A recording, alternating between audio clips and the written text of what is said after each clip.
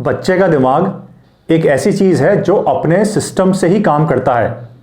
Parents चाहे कुछ भी सोच लें, कुछ भी विश या डिज़ायर कर लें, वो एक तरीके से ही काम करता है। लेकिन उस तरीके को अगर हम जान लें तो शायद जहाँ बच्चे को ले जाना चाहते हैं वहाँ पर ले जाने में कामयाबी पा लेंगे।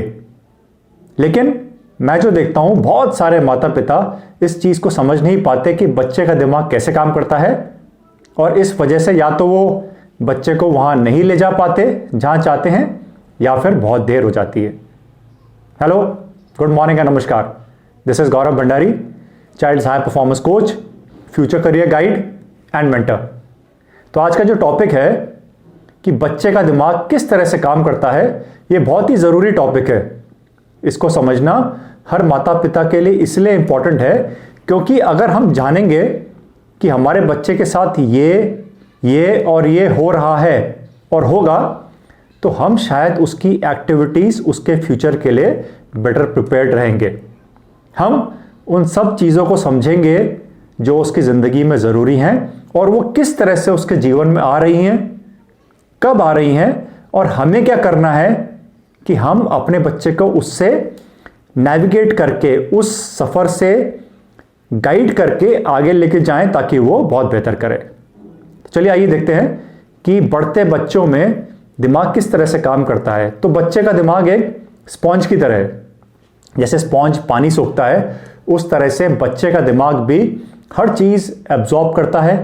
वो इनपुट अपने एनवायरनमेंट, अपने समाज से भी ले रहा है। बच्चा स्कूल में जाके टीचरों से सीख भी रहा है। बच्चा आपसे यानी माता पिता से भी बहुत कुछ सीख रहा है, देख रहा है। बच्चा अपने दोस्तों से भी बहुत कुछ सीख रहा है। इंफॉर्मेशन हर तरफ से बच्चे के पास आ रही है। आजकल डिजिटल एंटरटेनमेंट से, टीवी से, मोबाइल से, इंटरनेट से भी आ रही है। तो बच्चे का दिमाग कॉन्स्टेंटली इस भूल भुलैया से गुजर रहा है। इंफॉर्मेशन आ रही है, कुछ ठहर रही है, कुछ जा रही है, और ये हर बच्चे के साथ सच है। हर बच्चे के पास इंफॉर्मेशन आ रही है और जा भी रही है, कुछ रुक जाती है और कुछ मेमोरी में पीछे चली जाती है जो उसको याद नहीं रहती। अब हम करते हैं बात कि हमारे लक्ष्य अगर बड़े हैं, हम अपने बच्चों को वो देखना चाहते हैं जो शायद ही कुछ बच्चे बन पाते हैं, यानी बहुत ब्रिलियंट, बहुत अच्छे। तो हमें अपने बच्चे को दिमाग को समझना पड़ेगा, उस पर ज़्यादा मेहनत करनी पड़ेगी, तभी रिजल्ट्स मिलेंगे। तो बच्चे जब स्कूल जाते हैं तो सबसे पहली बार वो चीज़ टीचरों से सीखते हैं स्कूल में। ज़्यादातर बच्चे, जब मैं उनको ऑब्जर्व करता हूँ तो ये देखता हूँ कि वो वेट करते हैं कि टीचर उनको पढ़ाएंगे बुक से। ठीक है, टीचर ने पढ़ाया, अब हम बात कर रहे हैं एकेडमिक्स की। तो टीचर ने पढ़ाया और उन्होंने एक चैप्टर आपका कवर किया। अब अगर आपने अपने सिस्टम में, अपने प्लान में, और ये बात पेरेंट्स को नोटिस करनी है, देखना है और इंश्योर करना है कि अगर आपने यानी बच्चे ने खुद से उस चैप्टर को दोबारा पढ़ के अच्छी तरह से रिवाइज नहीं किया तो उस टीचर का पढ़ाया हुआ सब कुछ चला जाता है। टीचर कितना भी अच्छा क्यों ना हो, कितना भी अच्छा क्यों ना पढ़ाता हो, अगर आपने उसको नेक्स्ट डे या नेक्स्ट टू नेक्स्ट डे तक अगले 1-2 दिन में दोबारा पढ़ के अच्छी तरह से रिवाइज नहीं किया तो वो जो पढ़ाई थी वो काफ़ी हद तक आपके दिमाग से चली जाती है। अब आप ही इस सवाल का जवाब देना कि उस बहुत अच्छे टीचर की पढ़ाई का कोई फ़ायदा हुआ अगर आपने अपनी तरफ से उसको एक बार अगले 1-2 दिन में रिवाइज ही नहीं किया, यानी सारी चीज़ें आपकी शॉर्ट टर्म मेमोरी से चली गई। इस तरह से काम करता है बच्चे का दिमाग। अब 1 मिनट के लिए मान लेते हैं कि बच्चे ने उसको रिवाइज कर लिया और ठीक से अपनी मेमोरी में अगले 1-2 दिन में रख लिया। लेकिन अगले 2-4-5 दिन में अगर आपने उससे क्वेश्चंस नहीं बनाए, यानी उस इंफॉर्मेशन को क्वेश्चन फॉर्मेट में पुट नहीं किया, तो आप इस समय जो अभी प्रेजेंट है उसमें उस इंफॉर्मेशन को क्वेश्चन फॉर्मेट में नहीं रख पाएंगे। यानी आपने पढ़ लिया, एक बार रिवाइज कर लिया, समझ में भी आ गया, लेकिन आपको यह पता नहीं है कि आप 100 क्वेश्चंस में से 50 के आंसर जानते हैं, 40 के या 70 के या 90 के। आप अंधेरे में। लेकिन हमारे सिस्टम में टेस्टिंग होती है और आगे कॉम्पिटिशन्स में भी टेस्टिंग होती है।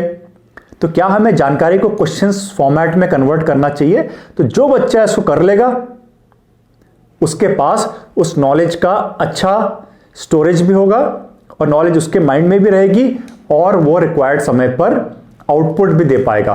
तो एक बार अच्छी तरह से रिवाइज करना, दूसरा उसको क्वेश्चन फॉर्मेट्स में स्टोर करके भी रखना। सिर्फ एग्जाम से पहले एग्जाम की तैयारी करना काफी नहीं है। तो ये जो नॉलेज आपने पढ़ के ली है, क्वेश्चन फॉर्मेट में स्टोर करी है, इसके लिए क्या कोई प्लान है कि आप इतने इतने समय में रिवाइज करेंगे? वरना नॉलेज चली जाती है हमारे दिमाग से। हर बच्चा भूलता है, कोई कम कोई ज्यादा।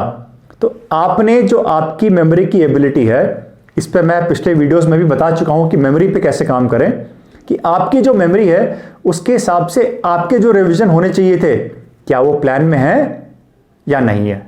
That is my question.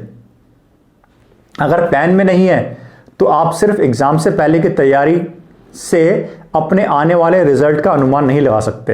हां, लेकिन आपने अगर इसको अपने प्लान में डाला है, और आपको डालना भी चाहिए, कि मुझे इतने इतने दिनों बाद जो पहली दो एक्टिविटीज थी, यानी पढ़ना और क्वेश्चन फॉर्मेट बनाना, उसके बाद उसको रिवाइज करने के लिए भी इतना टाइम चाहिए।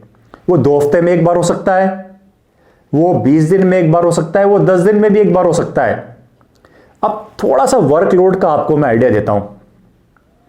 आपके ये बातें मैं पहले भी कर चुका हूं, लेकिन बार बार दोहराने की जरूरत है पेरेंट्स की, बच्चों की अच्छाई के लिए, कि आपके 8 सब्जेक्ट चल रहे हैं मान लीजिए, हर सब्जेक्ट के 2-2 चैप्टर हो चुके हैं, तो आपके पास अभी 16 चैप्टर्स ऑलरेडी हैं। इन 16 चैप्टर्स को रिवाइज भी करना है पहली बार, इनको क्वेश्चन फॉर्मेट में कन्वर्ट भी करना है, और फिर इन 16 के 16 चैप्टर्स को आपने पढ़ना भी है।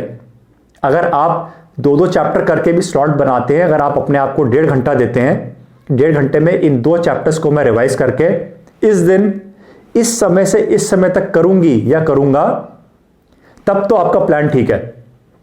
लेकिन अगर ये रिवीजन आपके सिस्टम और रूटीन में है ही नहीं, तो फिर तो कितनी इंफॉर्मेशन आई, कितनी ठहरी, कितनी गई, इसका अंदाजा आप कभी नहीं लगा पाएंगे, और टेस्टों में भी आउटकम अच्छा नहीं आएगा। टेस्ट में आउटकम या रिजल्ट अच्छा नहीं है तो पेरेंट्स परेशान होते हैं कि हमारा बच्चा पढ़ाई में अच्छा नहीं है, उसका ध्यान नहीं है। लेकिन ये जो प्रोसेस है, इसको हर बच्चे को करना चाहिए और हर माता पिता को करवाना चाहिए। अगर करेंगे तो I am very very sure के रिजल्ट्स अच्छे आएंगे। इस प्रोसेस को करने के 1-2 फायदे भी हैं। पहला, आप अपने बच्चे के माइंड की कंटिन्यूअस ट्रेनिंग कर रहे हैं कि भाई ये प्रोसेस अच्छा है, ये सिस्टम अच्छा है, इसको फॉलो करो। इसको फॉलो करोगे तो पढ़ाई में हमेशा अच्छे बने रहोगे, चाहे स्कूल में कुछ भी चल रहा हो, आप अपने प्रोसेस से, अपनी मेहनत से ब्रिलियंट रहेंगे। जैसे जैसे वर्कलोड बढ़ता है, class 5th 6th 7th 8th 9th, आप उस लोड को सहने के लिए, उसमें ब्रिलियंट बनने के लिए जितना एफर्ट लगाना चाहिए, आप उसको समझेंगे और उसको अपने रूटीन में डालेंगे। आप ये भी समझ जाएंगे कि जब मैं ही रूटीन में नहीं डाल रहा तो दुनिया की कोई ताकत, कोई इंसान मुझे अच्छा नहीं कर सकता। तो मुझे ऐसी गाइडेंस लेनी है कि मुझे अपने सेल्फ वर्क का जो प्लान है उसको बहुत अच्छी तरह से बनाना है, उस पर काम करना है, डिस्ट्रैक्शंस को हटा के।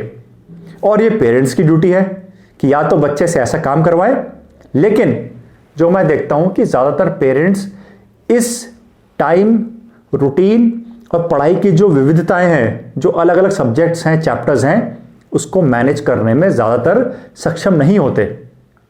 हम भी जिन बच्चों को गाइड करते हैं, जिन पेरेंट्स को गाइड करते हैं, जिनके साथ काम करते हैं, ये ऑब्जर्व करते हैं कि ज्यादातर पेरेंट्स इसको नहीं करा पाते।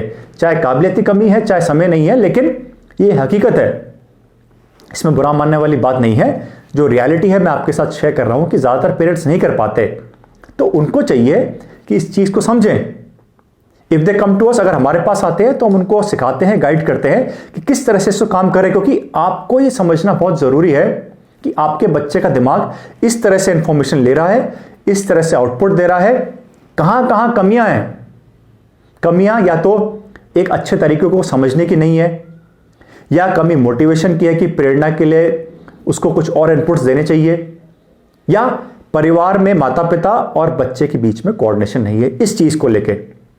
तो इस चीज को अगर आप समझेंगे तो आप ना सिर्फ अपने स्कूल के क्लास की सब्जेक्ट्स की पढ़ाई में अच्छा बनेंगे, आपके जो आगे चल के एम्स हैं उसमें भी आप बहुत अच्छा कर सकते हैं, समय से पहले अपने आप को तैयार कर सकते हैं। तो ये इस वीडियो के माध्यम से मेरा प्रयास ये है कि आप सब इस चीज़ को समझें कि आपका बच्चा किस तरह से काम कर रहा है और उसके दिमाग पे क्या प्रभाव पड़ रहा है। अगर उसने इस प्रोसेस को नहीं करा, नहीं जिया, तो उसके माइंड पे कोई पॉजिटिव इंपैक्ट है ही नहीं, वो बस रूटीन में चल रहा है, दिमाग ब्रिलियंट नहीं बन रहा है, and it is a problem. क्योंकि आपके एम्स बड़े हो सकते हैं लेकिन एफर्ट और जो एक्शंस हैं वो उस तरफ है ही नहीं। तो इस चीज़ को समझें, इस पे काम करें, and I am very sure कि आप इससे बेहतरी ही पाएंगे। तो आपके जो भी इसको काम करा के या इस चीज़ को लेके कुछ विचार हैं, कमेंट्स हैं, कुछ आइडियाज़ हैं तो ज़रूर लिखिएगा। आपके अगर कुछ दिनों बाद एक्सपीरियंसेस भी होते हैं तो आप शेयर कर सकते हैं कमेंट्स के थ्रू। एज यूजुअल, अगर ये वीडियो अच्छा लगा हो, give it a thumbs up, like करें, सबके साथ शेयर करें, चैनल को सब्सक्राइब करें, बेल नोटिफिकेशन दबाएं। I see you again, take care, good bye, नमस्कार।